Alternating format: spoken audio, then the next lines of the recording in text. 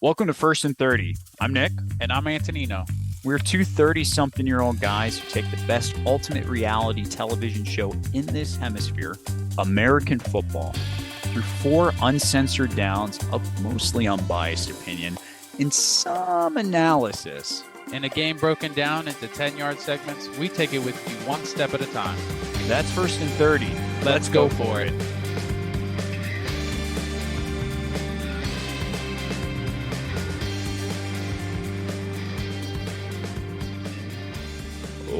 Welcome to the First and 30 podcast, Season 2, Episode 17. It's a special one, Antonino. Free agency, Bonanza, Extravaganza. Why don't you give the listeners a sneak peek at what they're in for the next 29, 30 minutes here with us? It's that time. It's time to spend that money, honey. It's free agency season, and we already have some tagging happening today right before recording to prepare us for this episode. We're going to cover the best free agents, the worst free agents, the biggest busts in NFL history, and the best free agent history signings ever. So we're going to go through it all right here in less than 30 minutes. Yeah, we're going to cover it all. We're giving all the insights. We're going to go back and do some nostalgia too. Before we hop into it, though, man, one real quick thing. I know we were talking about the combine last week. There was some breaking news. I thought it was kind of serendipitous, too, when I read this. But what occurred at the combine? I think somebody broke that 40-yard dash record that we alluded to that John Ross had originally been the owner of. That is correct. There was a receiver out of Texas, Xavier Worthy. He broke the record with a 4.2140 dash speed. But I got to put one note in here. If you recall, I was at the combine last week and I was preparing to run the 40. Mm-hmm. So that did happen, and I have to take full credit here, even with my phantom ingrown toenail that you mentioned, that I did run in front of Xavier Worthy, and he was in fact chasing me, and that's why he broke that record. So you're welcome and thank you. Wow. Yeah, I mean, you were cut off from the frame of the camera, so you must have been a good 2 seconds in front of him. So what are you running these days? Like a 2.3 40-yard dash? You're pretty up there. Blazing speed. I don't want to risk injury. I could probably slim a little bit off there, but yeah, on a good day, probably 4.2. On a normal day, probably sub 5, but we won't go there. Well, I'm glad that your ingrown toenail has healed and you were able to run that perfect speed. Good. Godspeed to you. I think we might need you know what? I think we might need a fact checker on this year's show. That's something to think about. All right, man. Well, we have a lot to dig into regarding free agency. In this whole episode, we're going to talk about free agency, past, present, maybe future a little bit. So how about we kick things off first down? Let's play a game here, man.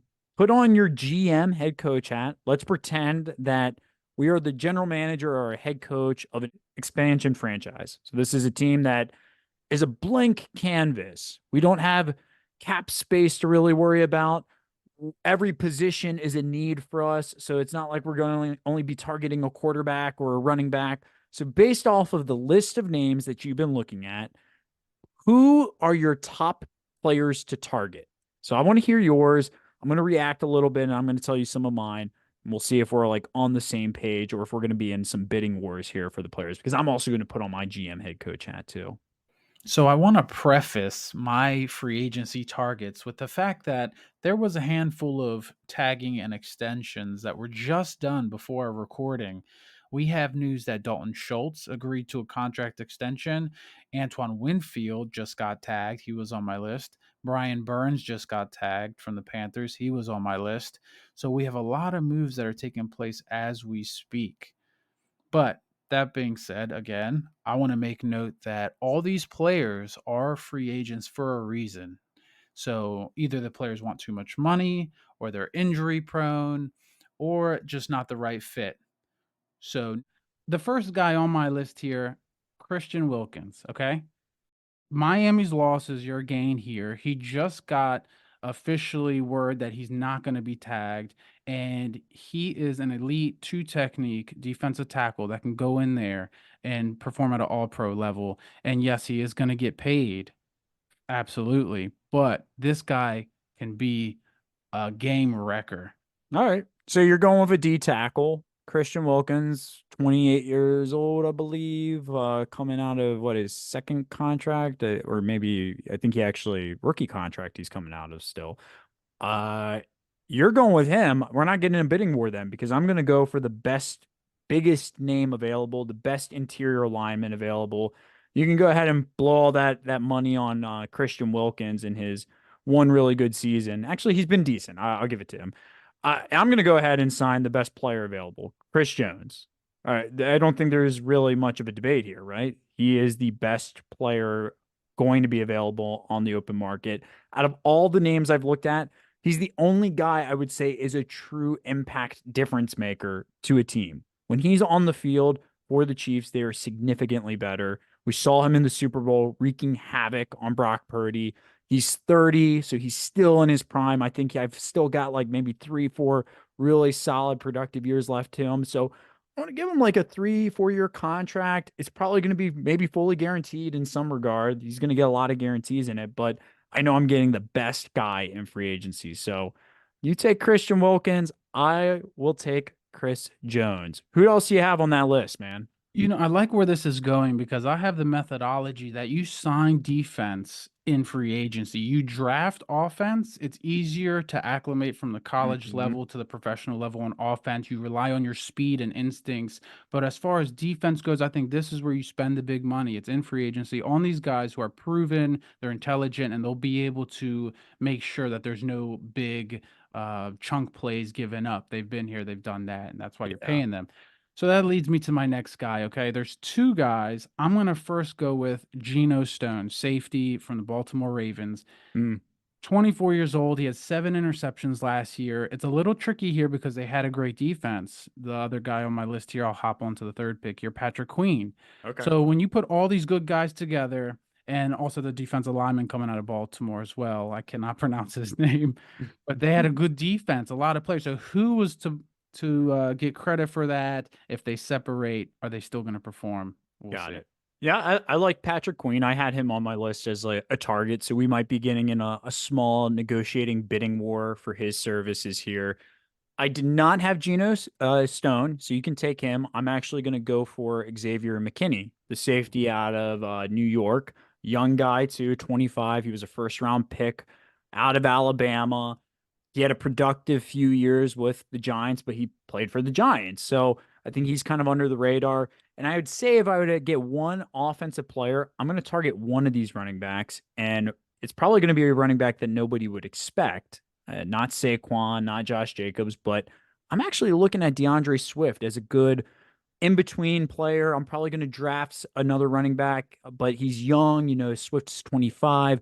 I think he would be a good building block for maybe 2 to 3 seasons. Give him like a two-year contract with a lot of incentives on there. He's not going to be too expensive compared to some of these other backs, and he had a really productive year for the Eagles. So, all right, all right. We had our best player targets. How about give me one bargain player, like one steal? So a guy that's going under the radar that you think has the potential to just really light it up and you can get for maybe a discount here. If I had to choose one player, and I'm going to go against the grain here, I know I'm a firm believer in buying defensive players during free agency, but Hunter Henry, New England Patriots, Ooh. they had a putrid offense, yet he Ugh. he had his highs in that offense, which is saying a lot. And he's going to be had for a lesser amount than your top tier tight end. I feel like it's going to be very reasonable what he gets signed for. And for a team such as, I don't know, the Bengals, who haven't had a tight end in Ugh. quite some time, he could have a lot of upside. So bargain pick Hunter Henry. I mean, you can't see my facial expression for those listening, but I am grimacing over here because the dude can't stay healthy, man. That's a part of his issue. Like, I'm pretty sure he missed a full season with the Patriots because of injury. But you can go ahead and take Hunter Henry. I think now this was hard for me. It became a debate between two players. I think I'm going to lean towards Gabe Davis, though. I was considering Gabe Davis or Dorrance Armstrong, who is an edge rusher for the Cowboys. The only reason I'm giving Gabe Davis the push is because he's 2 years younger than Dorrance Armstrong. Armstrong's a pass rusher. He was very productive with Dallas. He just didn't have the opportunities as some of these other guys, but he was super productive in his opportunities. So I do think he's going to be a solid starter for somebody next season. But Gabe Davis was asked to do a lot of the dirty work for the Bills, and he was the definition of boom and bust. So I'd like to see him on my expansion franchise's offense. I'm going to give him for a bargain price, and I'm going to make him my featured wide receiver. I think he has the potential upside to be a 1,000+ yard receiver for the next 2 to 3 seasons if he's a starter, maybe a Pro Bowl caliber guy if he's given those opportunities. So that's who I'm going with there. Yeah, I like that pick. I think Gabe Davis, he did great in Buffalo, and if he's in a different offense and even indoors or on a team that likes to air it out a little bit more, he could have a big year. Yeah. Well, how about we wrap it up then, man? Let's go into our time machine here on second down and take a look at the best free agency signings in NFL history. So I kind of want to go through maybe a short list. You tell me some of yours. I'll tell you some of mine. Who are some of the names that when you think of big signings in free agency, who immediately comes to mind for you? Top of the list, Peyton Manning. He went from the Colts to the Broncos, and the only reason why this happened was because of the neck injury. Do you recall? He had his Yeah. little neck injury, or else that would have never happened. And the Broncos then won a Super Bowl. Let's not forget that. So that's got to be the biggest signing that I can recall. Okay. Yeah, Manning, that was huge. I mean, he took them to the Super Bowl. What about like Drew Brees though? Like, come Mm. on. Yeah, I was just watching a video about him the other night. If you recall, his time in San Diego was so tumultuous, so up and down. The Chargers drafted him the same draft that Mike Vick went number one. They traded the first pick. They moved back to five. They took LaDainian Tomlinson with the fifth pick. Drew Brees, the top pick in the second round. Brees really struggled for 3 seasons, his first 3 seasons with the Chargers.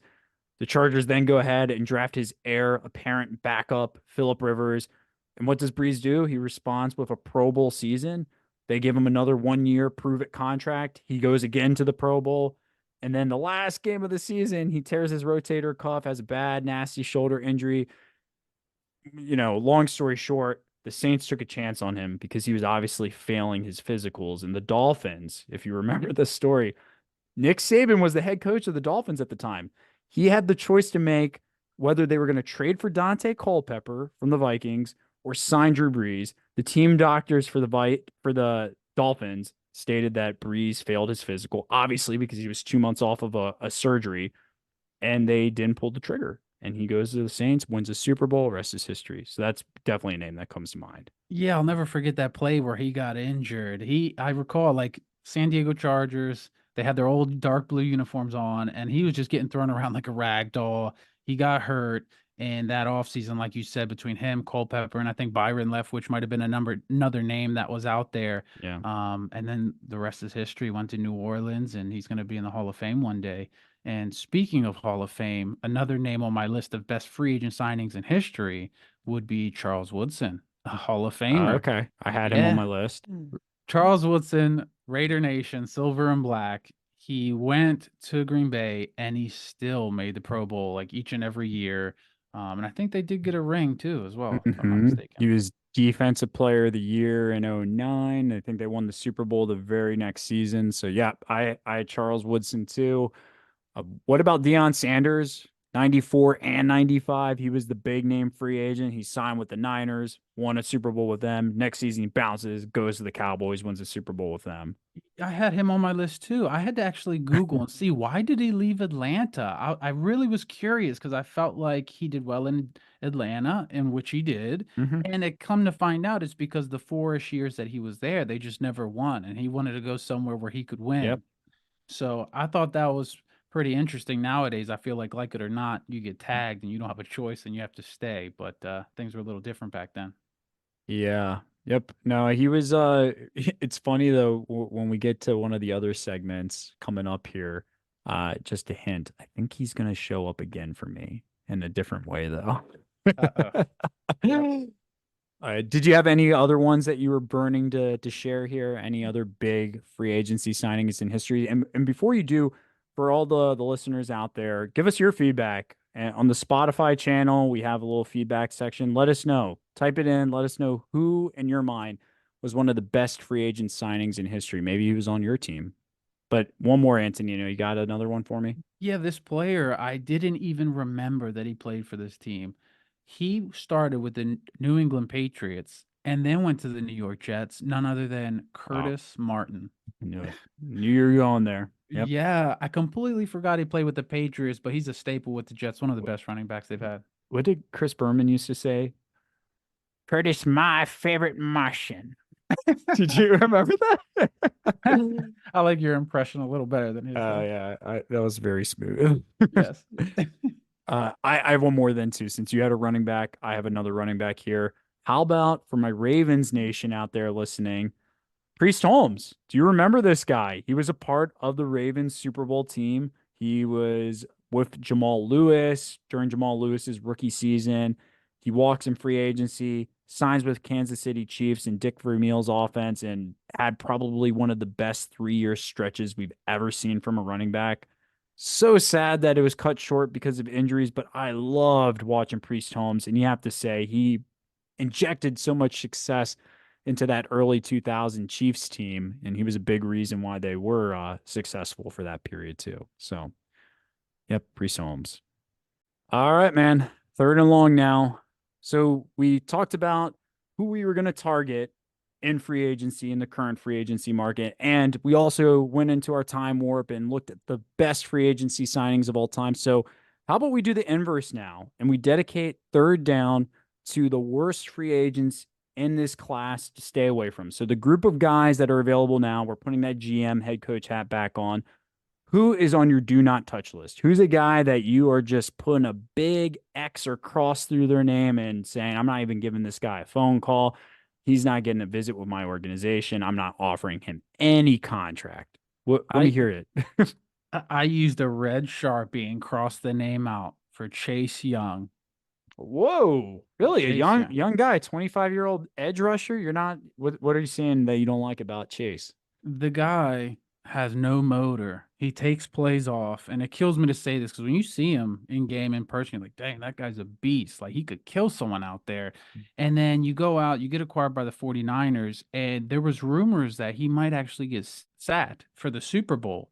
Like, they might not even start him because they questioned his motor on some plays the week before against the Lions. So Chase Young, big red X, freak specimen, just takes plays off, and I think there's a little bit of ego there too you got to worry about. Yeah, it seems like Chase Young, from what I've witnessed with him, his whole mindset is just pass rush, and he is not a good run defender. He gets exposed on run defense because he's always just, I think, has one shot mind. It's just let me get you the quarterback. Doesn't even think about the dynamics of the play. It just tries to rush the passer, and it bites him in the butt. So I have a few, I guess, buckets, and I kind of want to get your opinion here if you want to play off of me with this a little bit. So I have a few categories where I'm marking players, and that's what helped sort this out for me. So obviously, one of the big things with this free agency period are running backs. There's a ton of really big name running backs that are available. So for me, I am not coming close to touching any of these running backs that are aging, that are a little bit up there in age. So, two players that come to mind: Austin Eckler, Derrick Henry. 29-year-old Eckler, Derrick Henry's 30. The only way I would consider signing one of these players is if I can get them on a really cheap deal that's going to be incentive laden, with the idea that they're probably going to be a backup or a bridge running back to a young guy that I draft. With Eckler, maybe get him involved in the pass game, but otherwise, I'm not signing these guys. What would you do? Yeah, I can completely agree with the mindset. These guys are kind of getting up there. They have a lot of wear and tear on the tires. But at the same time, if you already have a running back in place and you just put Derrick Henry there to be the second head of the two-headed monster, I will never say no to that. Like you're Hmm. saying, like those goal line carries that you don't want Derrick Henry in there getting that poster with a stiff arm and has a guy on the ground. I would love to see that any game. So I would take one of those guys. I think Eckler would stay away from. Derrick Henry, on the other hand, I would cough up a little bit more to get him on my team. I I think it has to come at the right price, Mhm. right? like I would not be giving these guys RB1 type salary because they're past that point in their career, I think. Henry, we saw him lose a step last season. Eckler obviously lost a step. So I think with them, I would approach it more as like a complementary piece. Like you said with Henry, goal line type of back, Eckler, the inverse, he'd be more of like a scat back receiver. That's the only way I'm getting him on the field. And with that mindset, that's the only way I would give him a contract. But another category I had, Antonino, I want to get your thoughts on this. Big names past their prime. You could throw Eckler, and I don't want to throw Henry in there because he had a good season. I still think he has a little bit more tread on the tires than Eckler. But big names past their prime. Here are a few guys that, when I was going through the list that stood out to me. You've got Michael Thomas, 31-year-old. He had one of the best seasons a wide receiver ever had in NFL history in 2019, way past his prime. He hasn't been able to stay healthy. Another receiver you can throw into the mix, OBJ. He's 31. How about some of these names? Fletcher Cox, the defensive tackle for the Eagles. You got Tyron Smith, the left tackle for the Cowboys. Levante David, Bobby Wagner, Brandon Graham, and then a new big name added to this list. Just yesterday, Russell Wilson. So these are all guys that I'm looking at. I'm like, nope, they're past their prime. I'm only signing them if it's like a cheap 1-year incentive type of contract. Otherwise, I'm not interested. Yeah, it hurts to hear a few of those names on that list. That must mean we're getting old, especially Bobby Wagner, like that Seattle defense. Now he's 33 years old. It's really sad to see, but maybe in a leadership role, captain role, maybe a few downs here and there, first down kind of linebacker. But yeah, you don't want to touch those players with a 10-foot pole, especially with big money. And receivers on my list, stay away from. I have receivers written down here.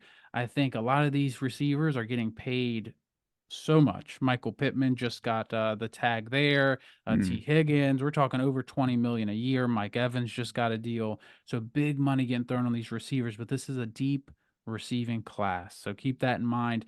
I think the moral of the story here on Third and Long, stay young, don't get old like us.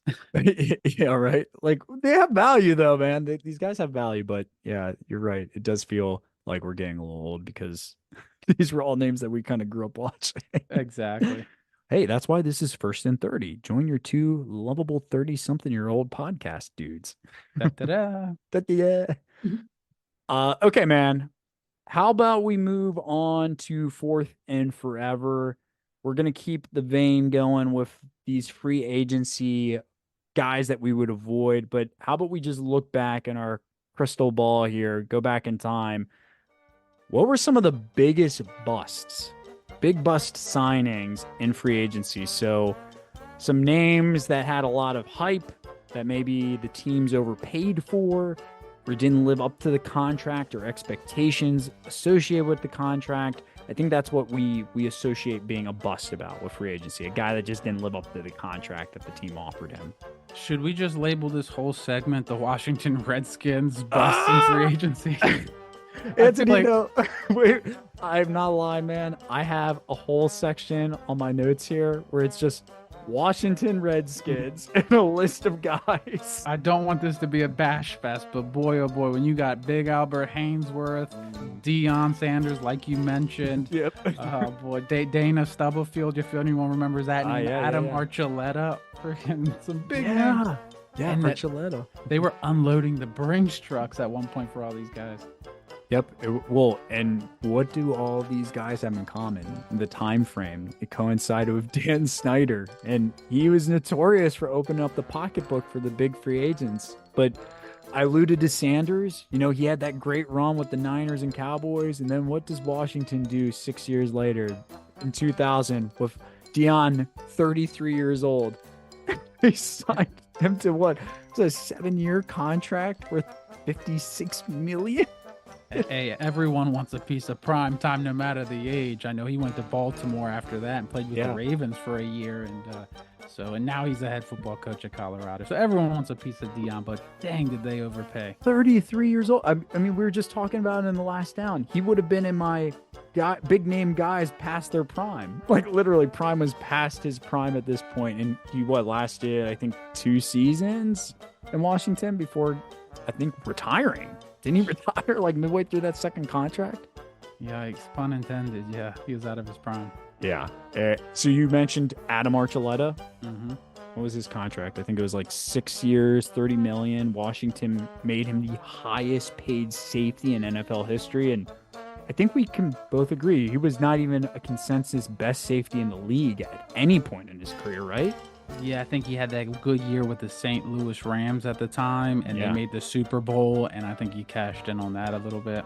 Yeah. So he was a part of the Rams' greatest show on turf. But yeah. Do you want to talk about the big guy? Oh, man. Albert Hainsworth?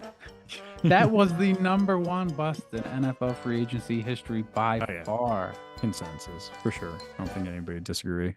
I do have a few other people I'd be remiss to not bring up here. I have to touch on the Cowboys player. It's just right. Emmitt Smith. He went to the Arizona Cardinals. Yeah. I know that's forgotten about. He averaged 2.9 yards a carry when he went there. And then another guy I have here, Mike Vanderjagt, the kicker for the Colts. He would make every kick every year. Oh, come on, man. And he went to Dallas. So a couple Dallas boys over there for you that kind of went downhill. Well, he not only went to Dallas, you failed to mention he went to Dallas and choked on like every kick. I will never forget Anthony. I'm sorry, you just triggered me a little. I'll never forget when this man missed, literally, it was like a 21-yard, almost extra point. I think I remember the exact one too. That's the sad part. Once he missed that, I was just like, are you serious? This guy's a joke. Like, Yep. What's going on here? To make things equal here, I do have a couple Bengals on this list, and it might explain some of why I'm jaded towards the receiver position, as you can see, to stay away from them in free agency, and they're getting overpaid. The Bengals signed Lavernius Coles, who did great with the Jets and just fell flat with us, got injured, and Antonio Bryan. We signed him from Tampa Bay, and then he shortly got injured as well. So just not a big fan of receivers in the free agency market. Just grab one in the draft. Ugh. Makes me Antonio sick. O'Brien, he was a Cowboy too. That was late in his career when the Bengals signed him. I think in like year 7. Yeah, we were struggling to find some consistency, and we still didn't find it after those two. So, well, I would be remiss if we didn't mention these names too. I think a big one, and I have to do this for the in-laws, Jets going out signing Le'Veon Bell. Like, that was a big name, right? I mean, he held out the season before because of a contract dispute with the Steelers, gets a $52 million contract, $35 million guaranteed with the Jets, and then just has 2 atrocious seasons. And then he was gone. I think he was out of the league after that, pretty much. He bounced around on practice squads with like the Chiefs and some other teams, but he was pretty much done after that stretch. And then 2 more guys real quick. DeMarco Murray with the Eagles. He had that leading rushing season with Dallas. He did nothing with Philly after that. And then Nnamdi Asomugha, the big cornerback signing for Philly also. So the NFC East, I think we could just say they were big spenders, and they kind of struck out on quite a few of these. yeah, they absolutely did. Man, just mentioning all these names brings me down memory lane. I love this. I know. We're going to have to, I'm telling you, this offseason, we need to dedicate just an episode towards like something super nostalgic, like the 2003 season. How about this? Let's open it up. Listeners, give us some feedback here too. What do you want to hear about? What kind of history do you want us to chat about? We're open to the feedback. We want to know what you're listening to, what's impactful and meaningful to you. We're open to the advice. We have a long offseason here, so we're going to need some content drawn up eventually. All right, man. Well, just taking a look at time here, I think this is going to wrap up the free agency extravaganza bonanza. We could have kept this going for an hour, I think. As I always say, we'll see you next week. The next one is the best one. That is true. Well, thank you for joining us for another episode of the First and 30 podcast. Until next week, remember, when your number is called, no matter the odds, just go for it.